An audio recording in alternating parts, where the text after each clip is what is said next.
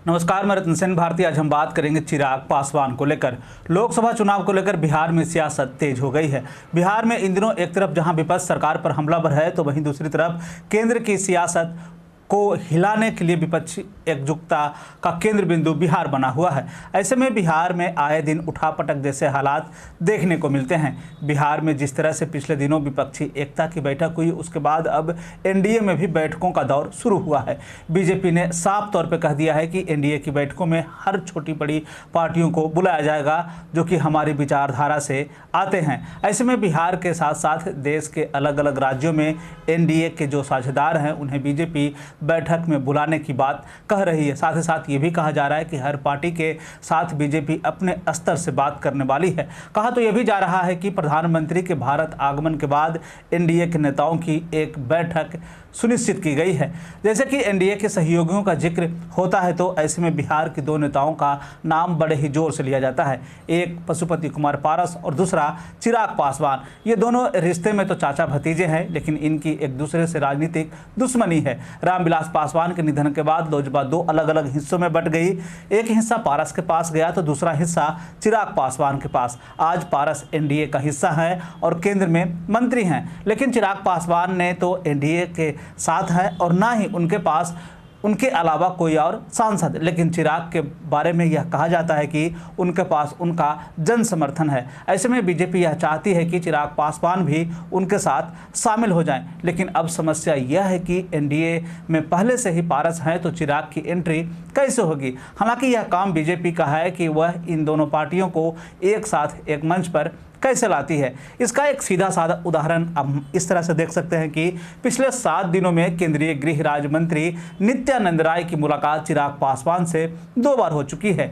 पिछले दिनों की अगर हम बात कर लें, यानी कि शुक्रवार की रात की बात कर लें, तो चिराग पासवान और नित्यानंद राय की मुलाकात हुई। इस मुलाकात में चिराग पासवान की मां भी वहां पे उपस्थित थी। जब मीडिया से बात करते हुए नित्यानंद राय ने साफ तौर पे कहा कि हमारा यह पारिवारिक मुलाकात है और ऐसी मुलाकातें जो है हम दोनों के बीच में होती रही है। हमने आपको पहले भी कहा कि ये जो मुलाकात है और जिस तरह से बिहार में 2 बड़ी पार्टियों का जिक्र होता है, उसमें पशुपति कुमार पारस और चिराग पासवान का जिक्र होता है। चिराग पासवान को उनकी पार्टी ने बीजेपी के साथ यानी कि सीटों को डील करने के लिए जो है चिराग पासवान को अधिकृत कर दिया है। ऐसे में जितनी भी मुलाकातें अगर नित्यानंद राय या फिर बीजेपी के किसी बड़े नेता के साथ होती है, तो उसको सीटों के डील के साथ देखा जाना चाहिए और लोग इस नज़रिए से देख भी रहे हैं। ऐसे में बीजेपी यह चाह रही है कि जिस तरह से भी हो सके बिहार में जदयू से अलग हो, यानी कि एनडीए से जदयू के अलग होने के बाद उसकी भरपाई वो कैसे और किस तरह से करती है, इसकी नज़र जो है बीजेपी पे बनी हुई है। लेकिन चिराग पासवान ने यह भी साफ कर दिया है कि उनके जितने सांसद पहले से जीते हुए थे, उन सभी सीटों पर हम फिर से अपने उम्मीदवार उतारेंगे। यानी कि लोजपा के पास 7 सीटें थी। ऐसे में अब देखना है कि चिराग का कितने सीटों पर बीजेपी से डील हो पाता है। कहा तो यह भी जा रहा है 6 लोकसभा की सीट और 1 राज्यसभा की सीट के साथ चिराग का डील हुआ है, लेकिन इसको लेकर कोई भी आधिकारिक बयान सामने नहीं आया। साथ ही साथ एक दूसरी समस्या यह भी है कि लोजपा के जितने भी जीते हुए सांसद हैं वे अभी पारस गुट के साथ हैं। पारस गुट एनडीए का हिस्सा है, यानी कि ये सीट पर बीजेपी अपने हिसाब से डील करेगी। ऐसे में चिराग इन सीटों पर अपने उम्मीदवार उतारते हैं या फिर बीजेपी अपने उम्मीदवार उतारती है, ये देखने वाली बात होगी।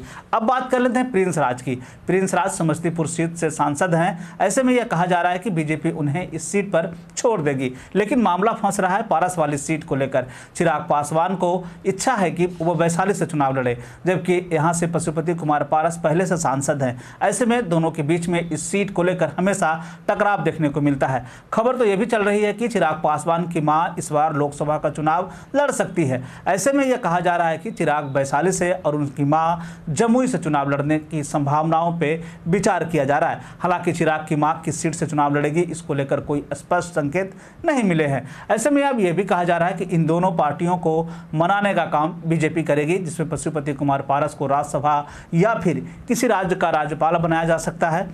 जिससे कि वैशाली की सीट खाली होगी और चिराग पासवान यहां से चुनाव लड़ सकते हैं। ये एक संभावना है, संभावनाओं पे बात की जा रही है। लेकिन नवादा और अन्य सीटों जो कि लोजपा पहले से जीतती रही है, इन सीटों पर क्या होगा, ये बीजेपी जो है इन दोनों पार्टियों के साथ बैठकर डील करेगी। लेकिन इसमें जो सबसे बड़ा फायदा है वो चिराग पासवान को मिलता दिख रहा है। बीजेपी चिराग पासवान को ज़्यादा तरजीह देती दिख रही है। ऐसे में यह कहा जा रहा है कि पारस गुट का क्या होगा, पारस के सांसदों का क्या होगा जो पहले से जीते हुए थे और पारस के साथ रहने का उन्होंने मन बनाया था। अब पारस के साथ जो दो स्थितियां बन रही है, एक तो उन्हें राज्यसभा भेजा जा सकता है, दूसरा राज्यपाल भी बनाया जा सकता है। इन संभावनाओं पर बात चल रही है, मीडिया में इस तरह की खबरें तैर रही है। ऐसे में अब देखना है कि बीजेपी लोजपा का जो पारस का गुट है और लोजपा का जो चिराग पासवान का गुट है, इन दोनों गुटों के साथ बीजेपी किस तरह की डील करती है, ये आने वाले दिनों में तय हो पाएगा। लेकिन इन सब में चिराग पासवान को फायदा होता हुआ दिख रहा है।